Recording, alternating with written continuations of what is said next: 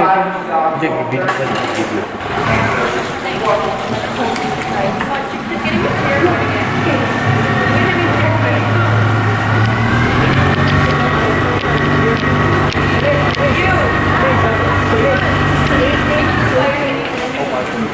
first and foremost, all the water is entering the cave right underneath this layer of rock. There's a spring under there. The valley up above is like a funnel. It all funnels down to this point, and then the water travels for about a half mile through this cave before forming the headwaters of Penn's Creek on the other side. So Penn's Cave named after Penn's Creek. And we are going to be talking a fair amount about cave formations. Most people are familiar with stalactites. They hold tight to the ceiling. Stalagmites build up from below. They might reach the ceiling someday. And the two growing toward each other, as they eventually meet, it'll form a column. So stalactites, stalagmites, and columns are the most basic cave formations.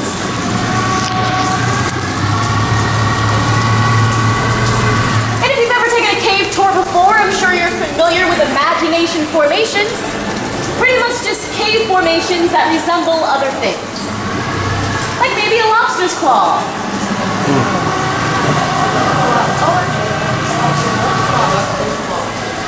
Or perhaps Statue of Liberty. Statue of Liberty. Some people think that it resembles a rooster on a fence post. And some people just see a stalagmite, and that's okay too, no pressure.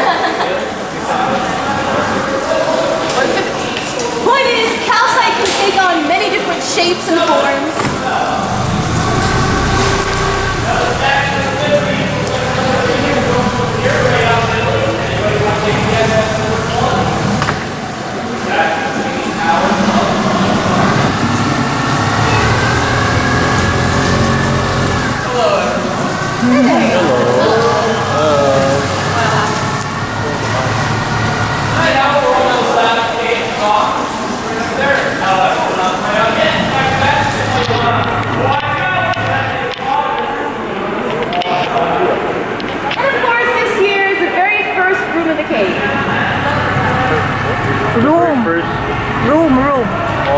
Room of the cave.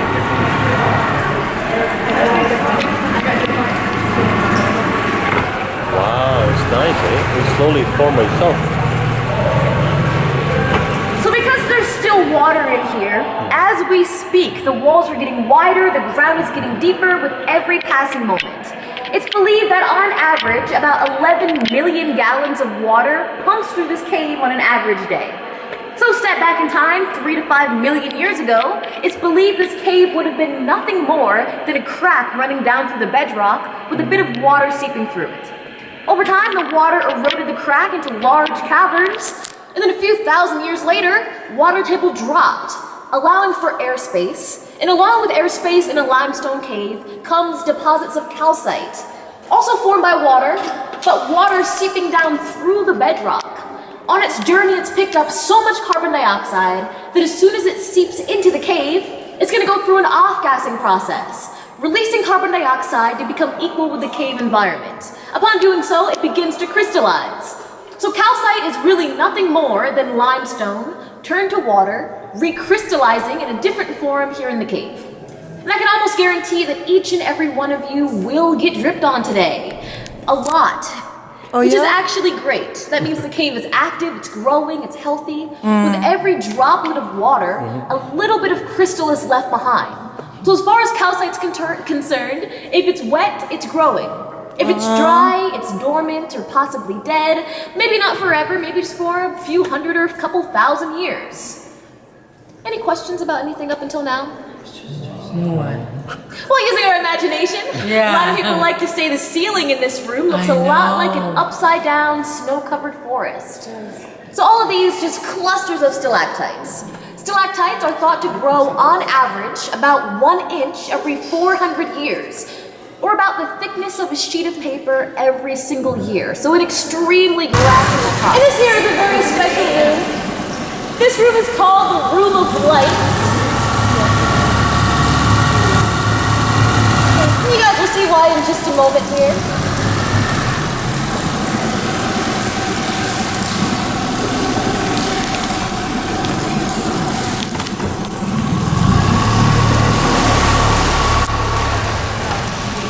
Alright, so the room of lights, given its name because a nice little light show has been installed. First of the lights is the desert sunset.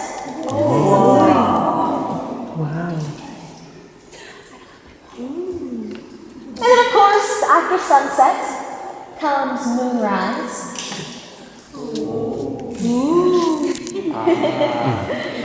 And after moonrise, nightfall. Oh, sorry, that's happening to somebody. And then sunrise here. I got your phone with it. And then perhaps a little bit of light here. And after the storm, if we're lucky, we might get to see a bit of a rainbow.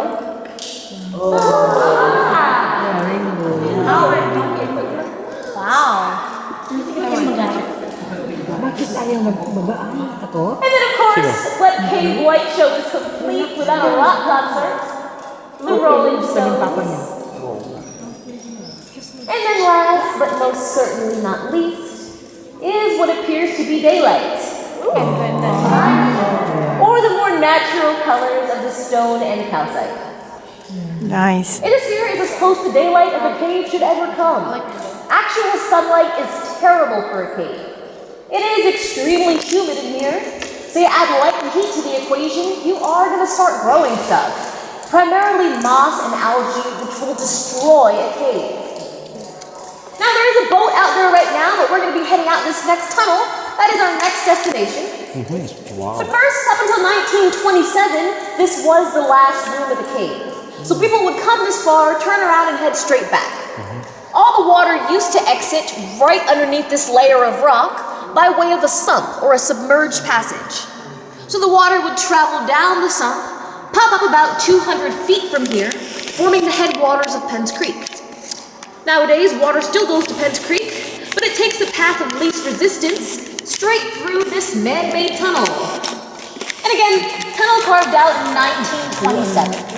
The primary reason was to provide hydroelectricity to power all the lights in the cave. As I mentioned, about 11 million gallons of water pumps through this cave on an average day. So that is a lot of energy being produced. So the energy harnessed for about 20 years. Come the mid-40s, it was just a lot more cost efficient to switch to the utility. So they did. Even still, again, this is our next destination. Straight out through this little tunnel here. We're going to do a lap around the man-made Lake Nittany, maybe see a few animals, the old hydroelectric plant, and come back in here in a couple of minutes. First, are there any questions or anything like that? Question? No. Alright, well, I'll just keep talking then. But first, I know that I turned the lights off on a few people, so I'll go through the lights one more time. And you can see with the lights off that a little bit of light is making its way through the tunnel. So this is considered the twilight zone. Oh, There are 3 zones to a cave, and 3 animals and creatures that adapt to each zone. So this is the twilight zone, so it would have creatures that I like having sunlight, like bears or cougars, creatures that might use a cave to keep warm or to keep cool or maybe dry, but never going any further than where they can see sunlight.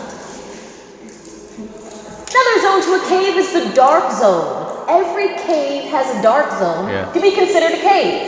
It is a place of total darkness. You can't even see your hand in front of your face. The creatures that live in the dark zone are typically blind albino creatures. Any creature can turn into a blind albino. They're called troglodytes, including people. If we were all in the darkness of a cave for about 3 weeks, we would start losing all of our eyesight. About 3 months, we would lose our pigments, our hair color, and virtually become blind albinos. It only takes about 3 to 4 months. Really? And this has happened to many creatures.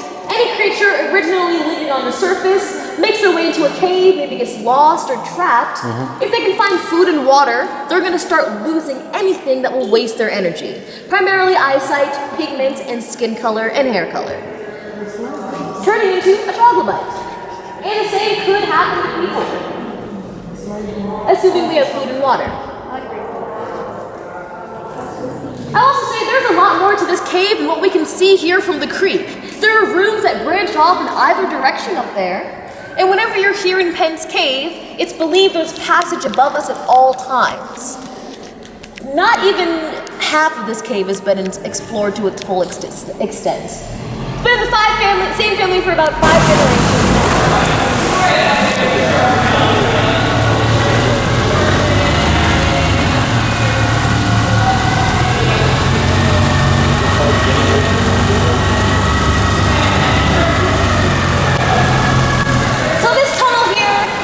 Deliberately carved, extremely small, and in a zigzag pattern.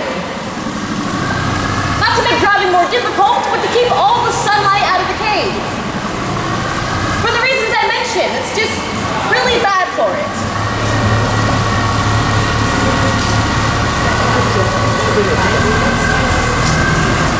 So being that this is a very small zigzag tunnel, please do watch your head and hands. It shouldn't be a concern. You're also going to see stuff like this in here. Tiny little cave formations. They've only been growing since 1927. Same is true of all limestone. If there's airspace, you're going to get water seeping down through the bedrock and then off-gassing, creating those calcite formations.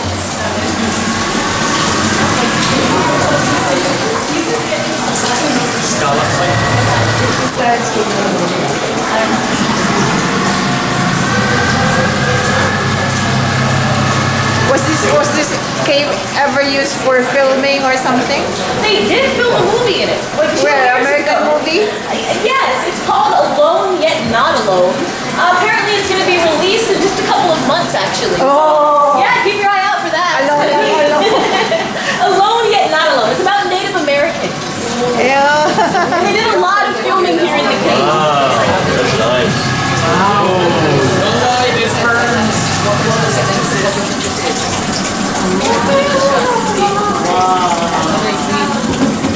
Picture dinner. Picture. Look at that. There.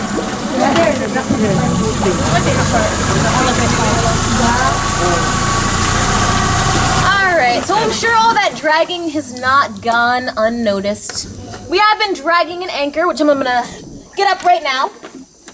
But I've been dragging an anchor because we've also been driving in reverse, and that keeps our back end from swaying around too much. So bear with me for one moment. I'm gonna pull that up, and then we're gonna go out and do a lap around the lake.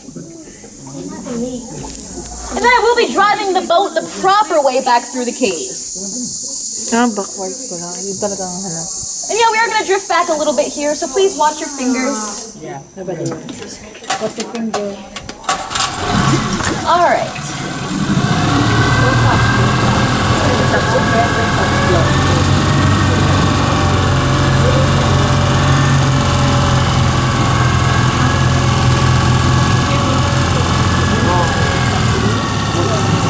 Lucky. It's lucky. I've been drinking so much. Yeah, you're lucky about it.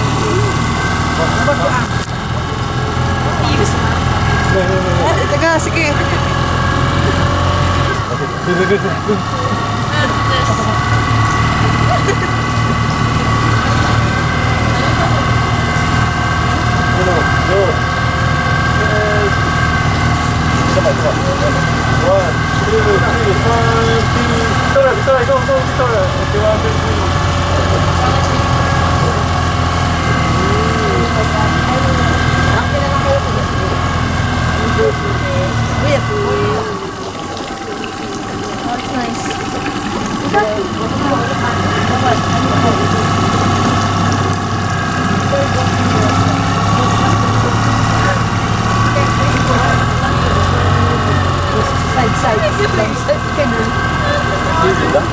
Diving?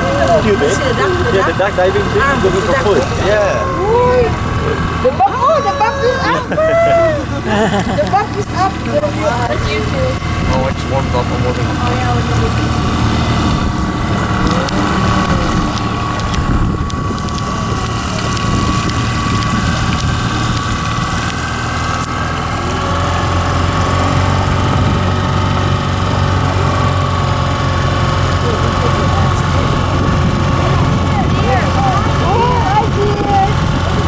Is there fish on this lake?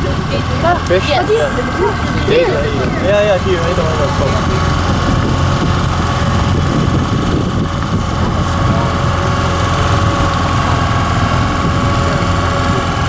Big too. Ikot natin, ikot natin. Penn's Cave Lake, this is what they call it? Kaya sila. Wave guys, wave guys, wave, wave, wave. Bye guys, die, wave bye. So from here on out, I am going to be driving the boat the proper way. So all those in the back now in the front and vice versa. So this is the Penn's Cave Lake?